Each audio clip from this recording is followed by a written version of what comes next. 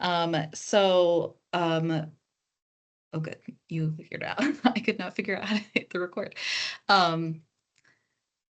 So we wanted to do some departmental property manager trainings. This is kind of a new thing, and just sort of like an overview of the changes. Hopefully, most of you received our little newsletter that sort of highlighted some of the changes in the system that we're making. But just in case you didn't see that or read that, we did add a method of disposition field and a notes field to recoup, meaning that everything you're putting in is going to go in that system now.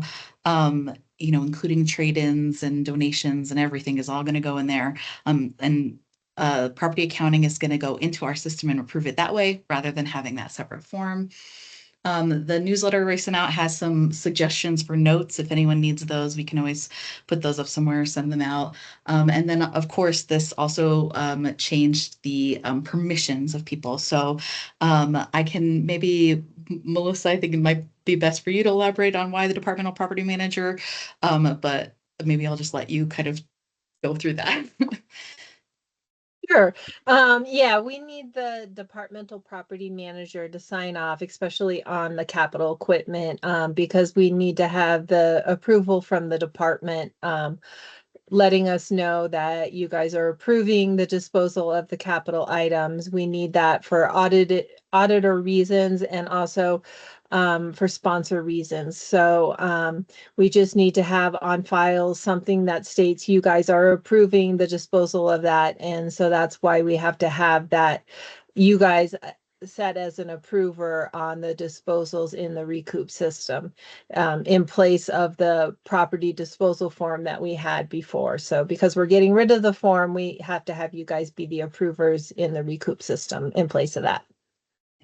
So hopefully those permissions should be changed. Any department that has capital assets should have a departmental property manager. They should be the only person who can approve items in our system. And I am going to turn it over to Missy, and she's kind of going to go through some of the things you might do as the departmental property manager. So go ahead, Missy. Sure. So we've got about 5 things that we want to go over with you guys that you'll need to know as the departmental property manager. It's going to be kind of a high level training. And so I'm going to go ahead and share my screen.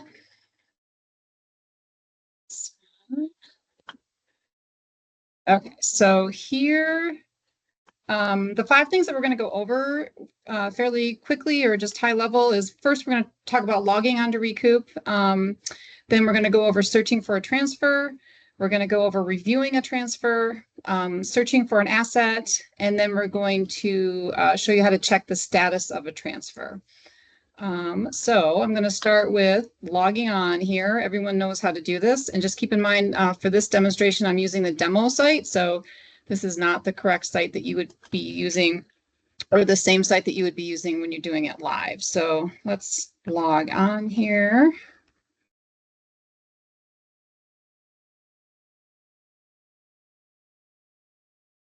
So once you log on, you're going to be taken to the home screen here, the home page. It's going to, the first time you log on, it's going to say, do you want to update your password? So it automatically is populated when you log on. You can certainly do that if you want to, but I'm going to say no thanks here because this is the demo site. This is how the home page looks. I'm sure most of you guys have seen this. And what we're going to go over first is different ways to search for a transfer. So ideally, you would have the transfer number and you can just look it up that way. And there's 2 ways to look. There's several ways to look it up with the transfer number. You can do it here on the main page here. If you're someplace else deep in the program and you want to get back to home, just hit home and it'll take you back to this home page. So I'm going to give you an example of when you know the transfer number. So I've got this one that I know. I'm going to type in here, search, and pretty straightforward stuff. Once you search, you're going to have to wait for just a sec, and then it'll pull up the transfer. And this is basically what a transfer looks like. So what do you do if you don't know the transfer number, which happens often, but don't fret, you can find it pretty easily. So I'm just going to go back to the home page here. And if you're here or pretty much anywhere in the system and you want to search for a transfer, go over here to surplus, click surplus, and it's going to open another page. And again, here's another place you can enter the transfer number if you know it, and you can search for it there. But if you don't know it, you're going to want to go here to search surplus transfers. Click the caret. It's going to open this menu, and then you can search from all different kinds of fields from department. You can search for an asset number or by asset number.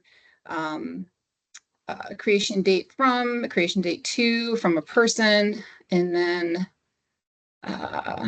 submit for approval date from. So there's lots of different options you can use to search for the transfer.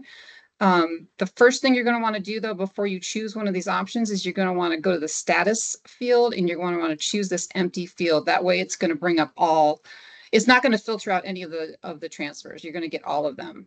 So what I'm going to do here as an example is I'm going to search for from person. So I'm going to go here and type in my name. It's going to come up.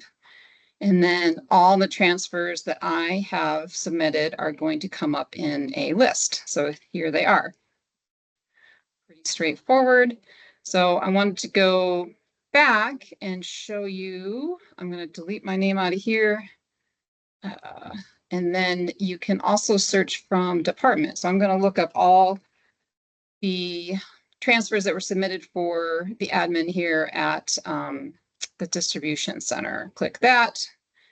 And again, make sure that the status is, you're in the blank option for the status, and then hit search.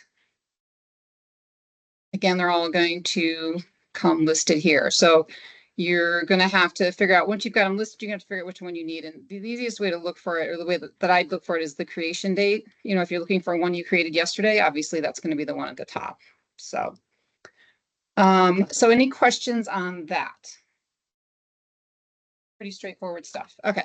So the next thing I want to go over is reviewing a transfer. So, and to show you guys what you're going to be looking for as a departmental property manager. So I'm going to go back to the home page here. I'm going to put in a transfer that, say you're somebody in your department said, hey, I'd submit this transfer. Can you go in and approve it for me? So you're going to log into Recoup. You're going to search for the transfer number. I'm going to put one in here.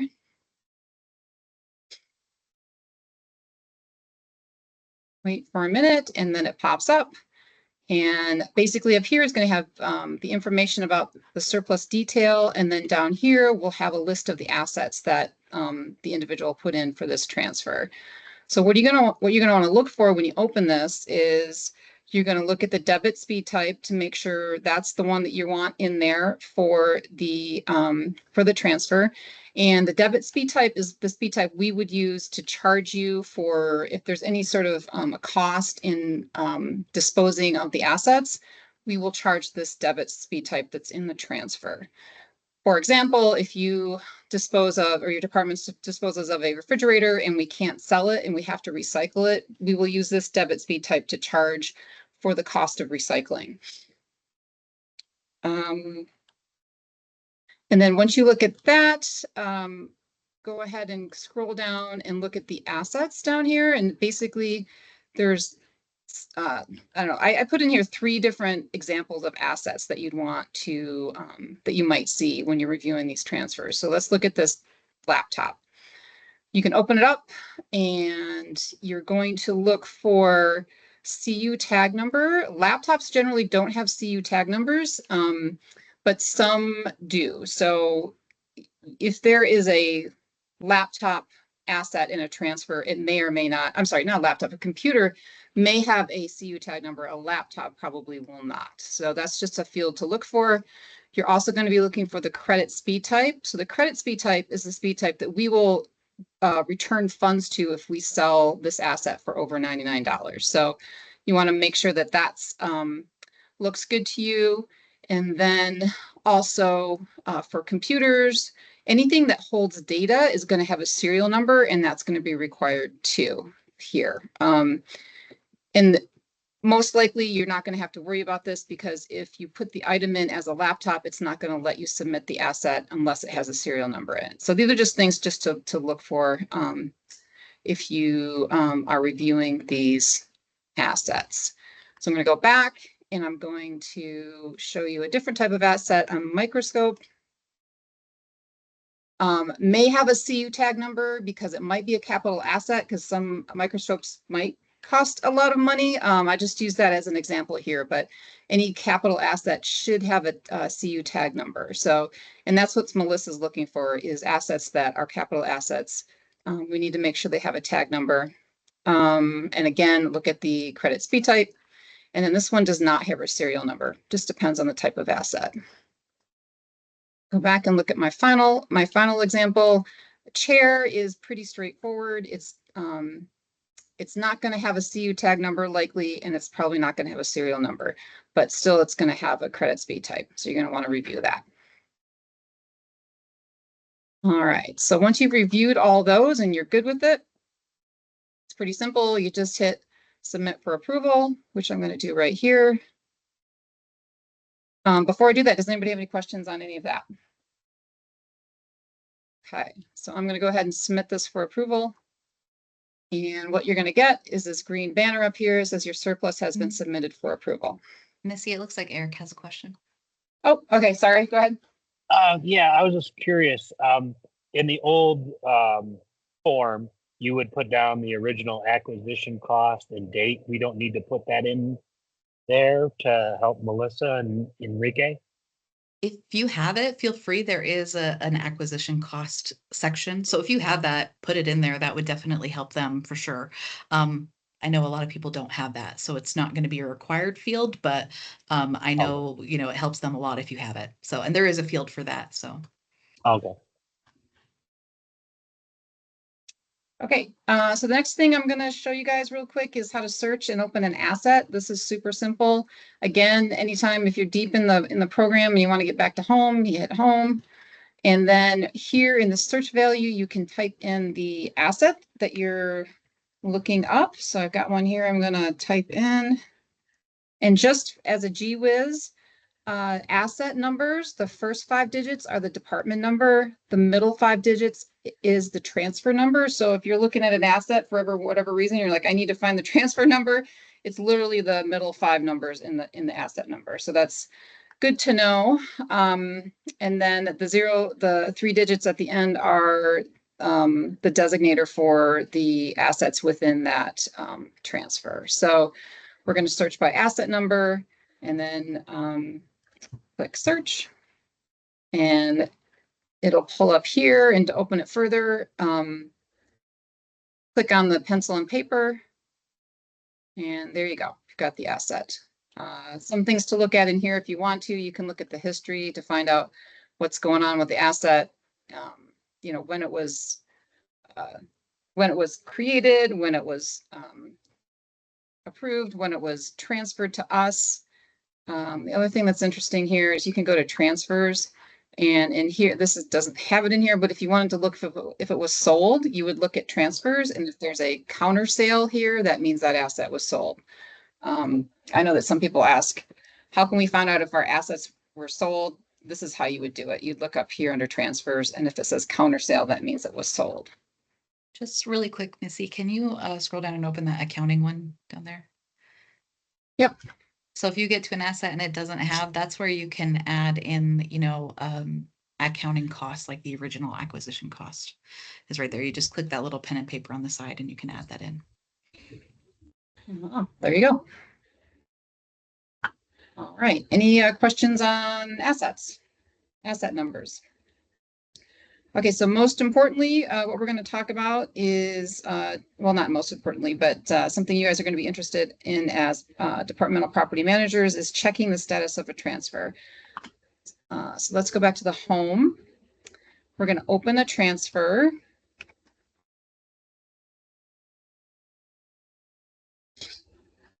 So here is a transfer that has been submitted. Because you don't see the submit for approval button here, that means it's been submitted. And down here, it has the status of the transfer. So for this transfer, it's been approved and it's awaiting property counting approval. And you know that by there isn't any name in here or date. The next thing that happens after property accounting approves it, then property services approves it. So then you would have a name here. And then also an interesting or an important thing to check is right here, the status means it's in transfer. So basically what that means is we have not come and picked it up yet, but we're not going to come and pick it up until property accounting approves it, property services approves it, and then when we come and get it, the status would be changed to received. So I'm going to pull up another example of a transfer, another one that's in a different stage in the process. So this transfer has been submitted for approval and it's been approved by property accounting. So that's what this means. It's got well, I'm not property accounting, but just for example purposes, my name and the date. Again, now you're going to be waiting for property service to approve it and it's still in transfer. Look at another one.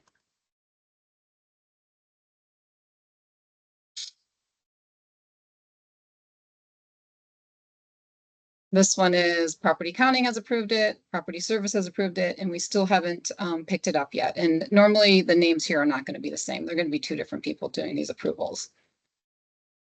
And then finally, I'll show you one that has been picked up.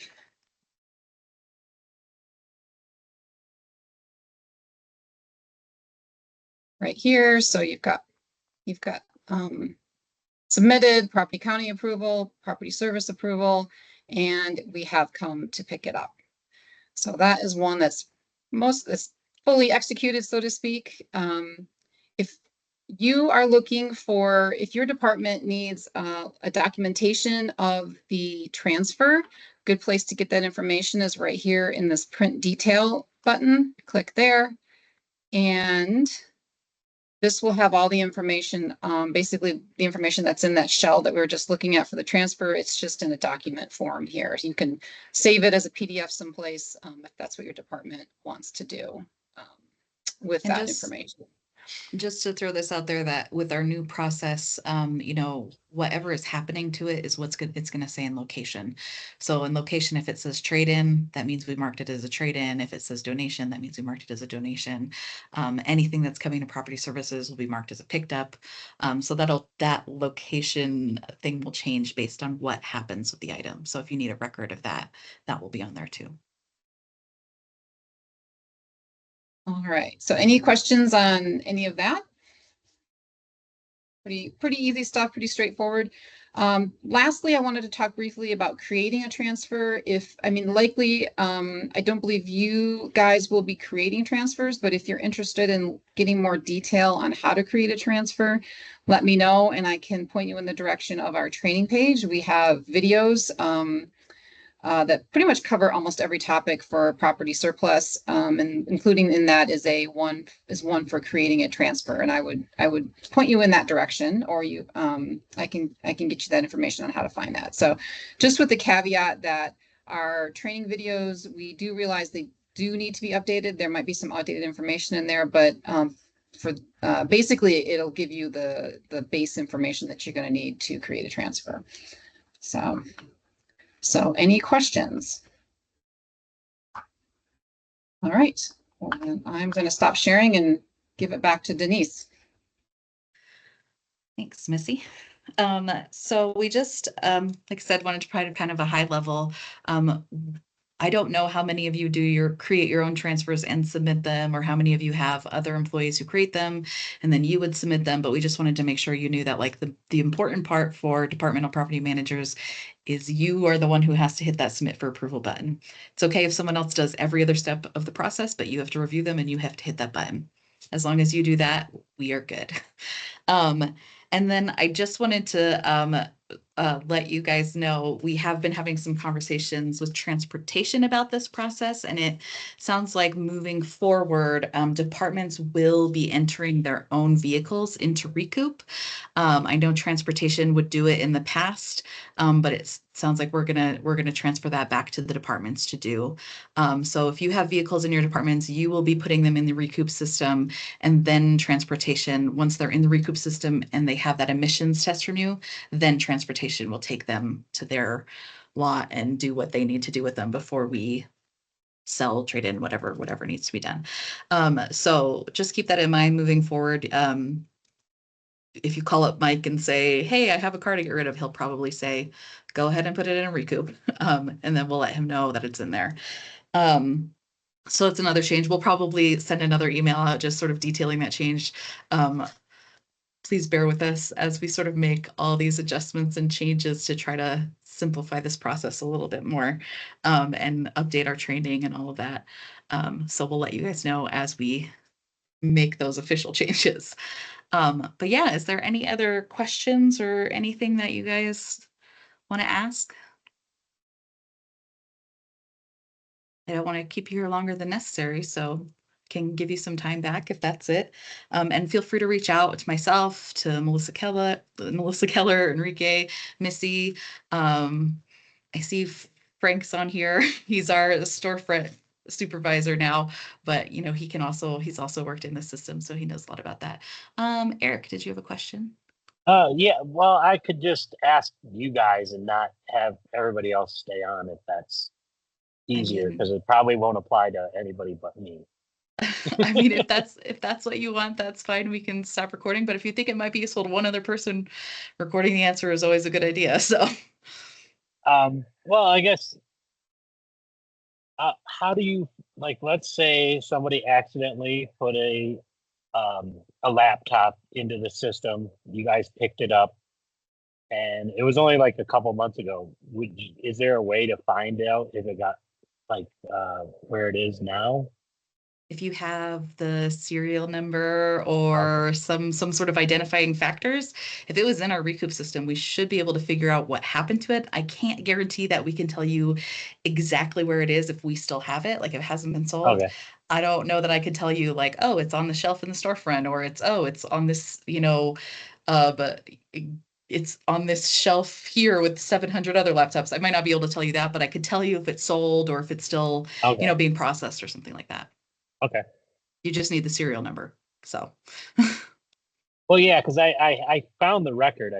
And when I click on it, it would tell me that I couldn't look at that asset.